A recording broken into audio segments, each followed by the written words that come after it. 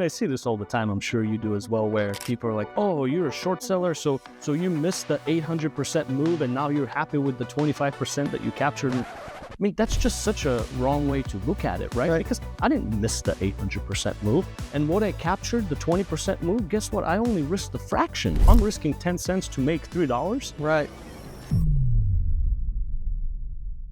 Wow, this number really blows my mind. Over 75% of you who watch the show regularly are not subscribed. If you enjoy the show and want to support us, the easiest and also free way is just to hit that subscribe button. This will help us find new and better guests, and I promise you to continue to work at making this show better and bringing you more value.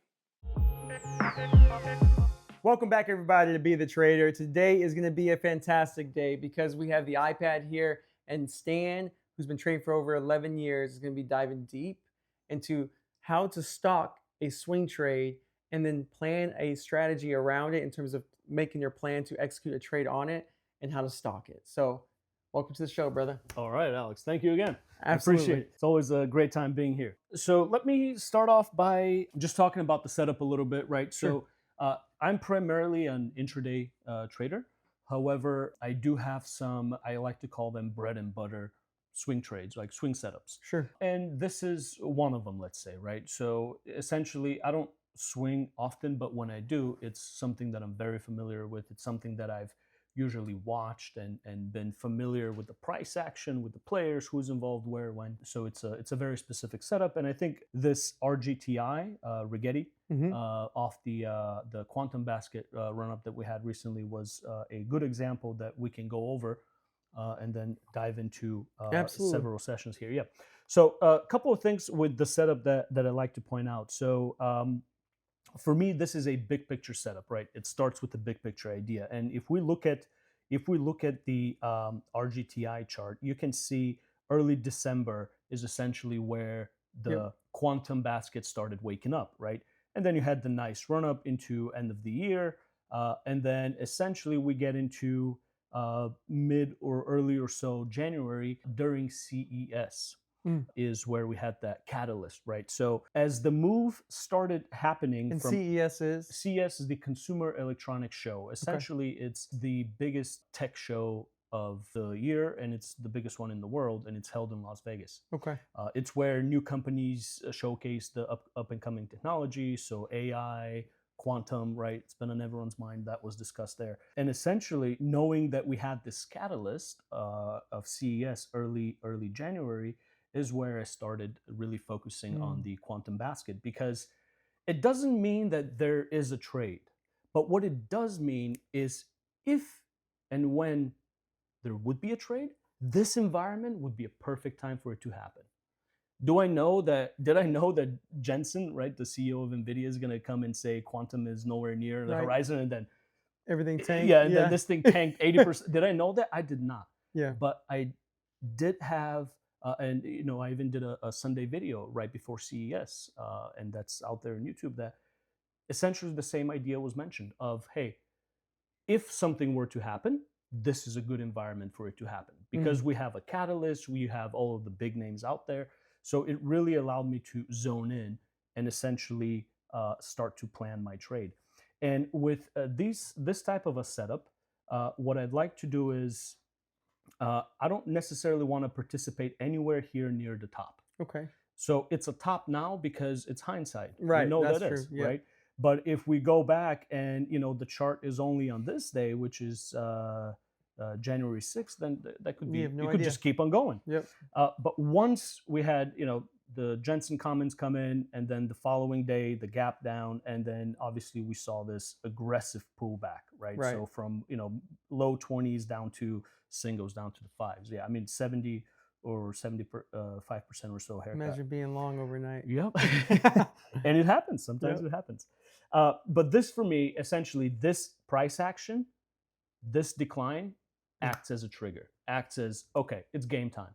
Yep. Now it comes an opportunity for me to find the swing trade that I'm looking for. And what I'm looking for on this swing setup is, I'm waiting for the secondary bounce after the initial aggressive pullback.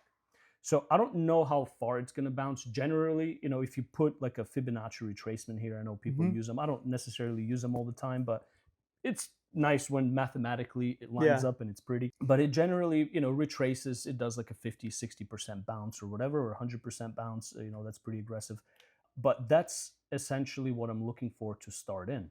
I want to take a couple of seconds to say thank you to our sponsor, Cobra Trading. Cobra Trading is the go-to broker for short sellers. And I'm not the only one saying this. In fact, Benzinga awarded Cobra Trading as the go-to broker for short sellers. And Forbes Advisor did an exhaustive research on day trading brokers. And Cobra Trading was the only broker awarded in 2 categories, one of them being customer service. They have a heavy focus on direct market access order routing, so you have the fastest execution. They have some of the best locate prices and availability. Look, I've experienced many different brokers, and it's why I choose to use them every single day, and I'm proud to have them as our sponsor. Sign up now by using the link below, and Cobra Trading will give you 100 days of free commission, 3 months of free software, and 33% off commission for life. Now let's get back to the show. So after this aggressive pullback, we had the bounce from mid 5s to up to 16s or so, give or take, high 15s, and then after it failed, now I have a set risk level, right? You can see this wick right here. Yeah. That's What time period are we in? So this is Oh, this is daily. This is a daily chart. Yeah, this is a daily chart. This is January 24th. Okay. My first trade on the RGTI swing was not until February 4th, so a week after this. But you're eyeballing it. But from this point forward, like I've been eyeballing this since mid-January when we had that Okay. aggressive pullback. And then as we get towards end of January, now we're completing the bounce that is usually acting as my trigger. So after that bounce is where I would like to use the highs of that bounce to get in and then build a short position. Because the idea with a similar setup is once the stock runs, it does its move, and then it creates a market, right? Now you have all of this new influx of shares, so that changes your supply and demand dynamic. That's why a lot of these moves, they last much longer than people anticipate, right? So this isn't going to go from 2 to 20 and then back down to 2 in a straight shot. That's not Right. going to happen. You've created a market. So now you use that time to work through all of those extra shares, right? So what happens is in the beginning, you have blocks of very, large blocks of shares held by a few people, to now you have smaller blocks held by a lot of people, right? That's your dilution, right? That's the market structure. That's what happens here with the supply and demand dynamic. So for me, it's really using that secondary bounce after the initial, right? So we can go back. You start in December, you have your initial run up, Right. you have your initial aggressive pullback, because now the catalyst has changed, the narrative has changed, right? We're flipping. Up here in December, everyone is excited about quantum because it's next year, we're solving world problems. And then Jensen comes in and says, no, it's going to be 30 years. Okay, so that changes the narrative, right? And once that narrative gets changed, I want to participate in the decline of the stock price over time, because I know that as long as that narrative stays, there's no reason for this to be seeing highs again. And that becomes my risk. Okay. Right? So that's why I like the secondary bounce, because I know that if I'm right, I shouldn't be seeing highs again the following day or the day after. Right? We could see little pops along the way, Right. and I'll go over into actual executions in just a minute. But those pops are used for scaling opportunity to add to your position or recycle or so on and so forth. As long as we don't have a fundamental change of narrative, something like, Jensen coming back and saying, sorry guys, I was wrong. It's actually not 30 years, it's 2 years. Right. That will send us exactly. Yeah. That's gonna change the narrative. And guess what? That's my exit. Right. That makes sense. And that first bounce after the big swipe, right? Right. And then you wait for that to kind of show somewhat of a top, and then you risk off of that first bounce area. Correct. Not that main high. Not that main high. Okay, right. cool. Right. Because the idea is I want concentrated risk exposure. So what that means is, and here we kind of get into the whole battle of, how, I mean, I see this all the time. I'm sure you do as well, where, people are like, oh, you're a short seller, so you missed the 800% move and now you're happy with the 25% that you captured. And I mean, that's just such a wrong way to look at it, right? Right. Because I didn't miss the 800% move. And what I captured, the 20% move, guess what? I only risked the fraction, right? I had concentrated exposure. So I'm risking 10 cents to make $3. Right. That's a That's way better return way than better return. 800%, right? You Yeah. see what I'm saying? So it really depends on how you view it, right? And what you're good at, what you're skilled at. So back to the chart, back to the bigger picture, and we're going to get into the executions.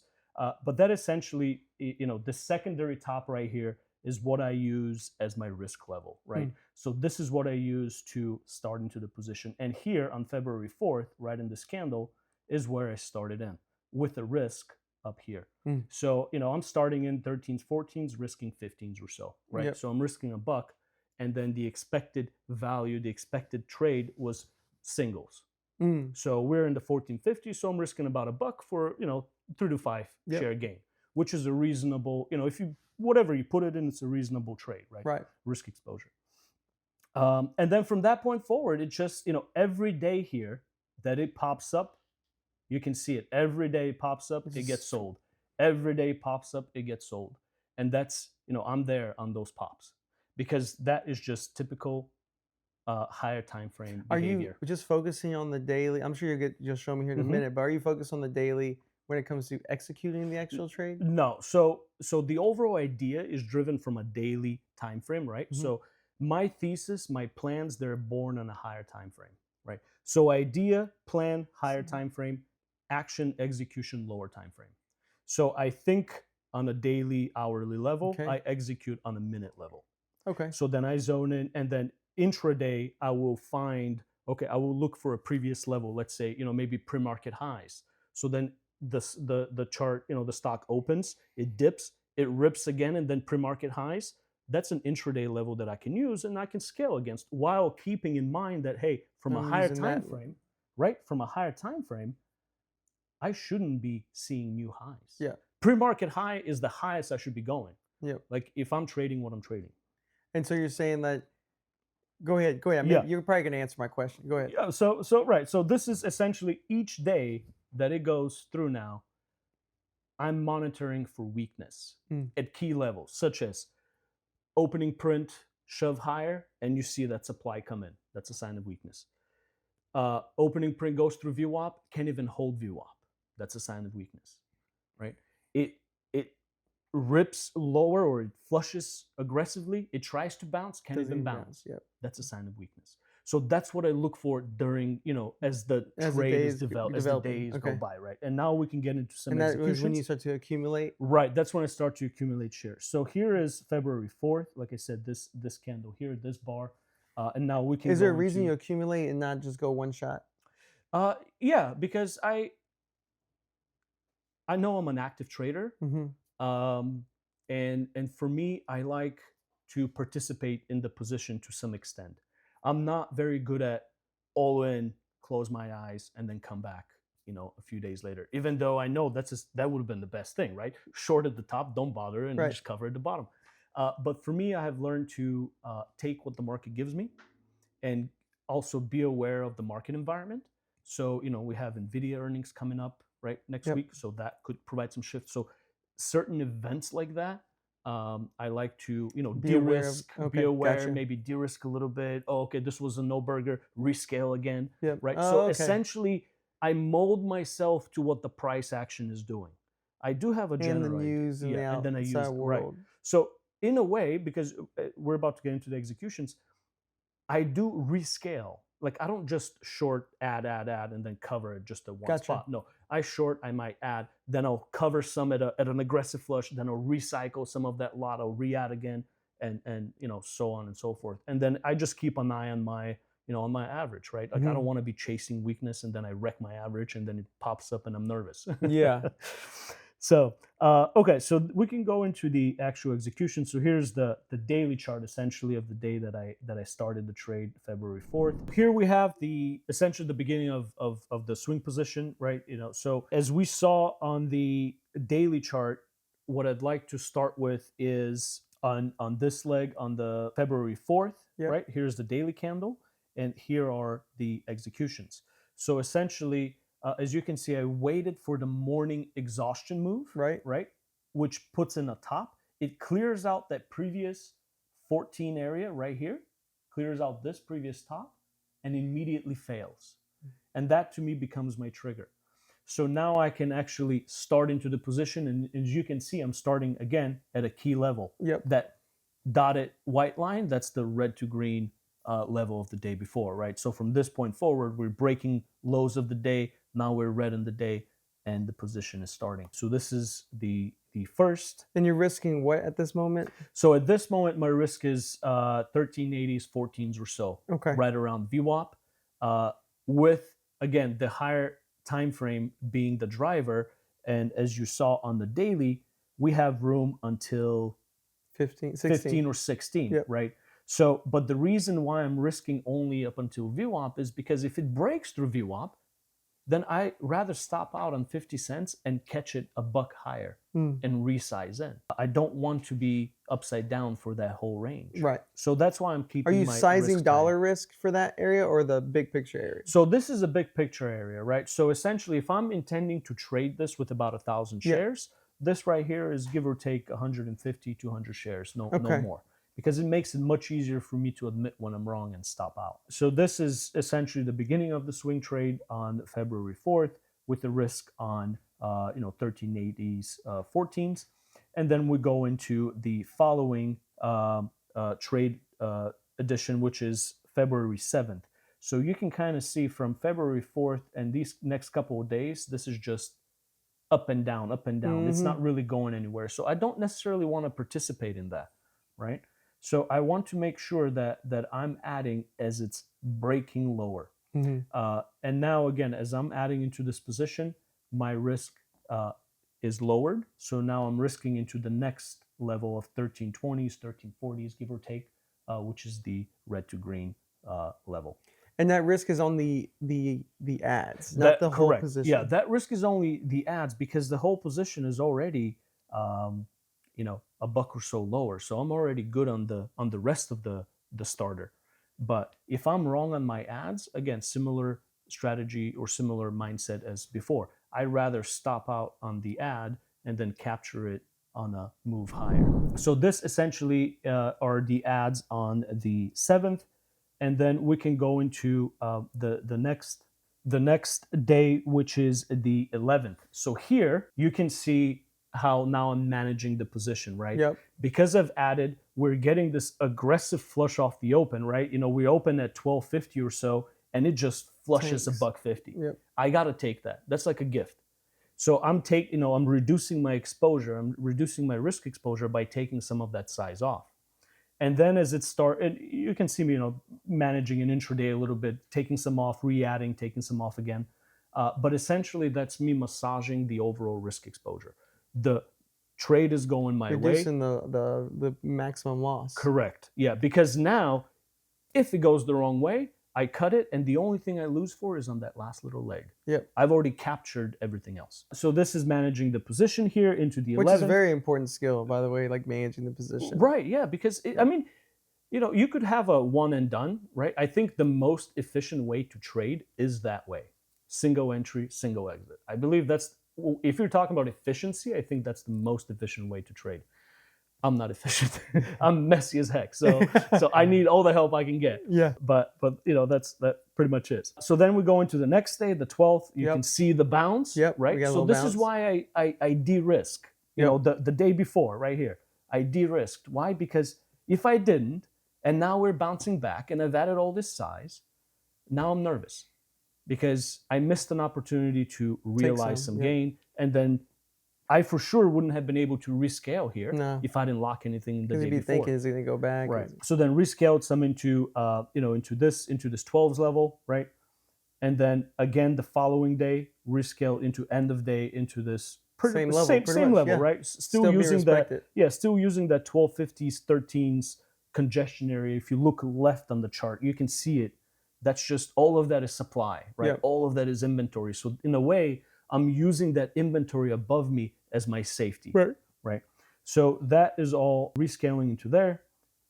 And then I believe this is taking some off on, what is this, the 14th?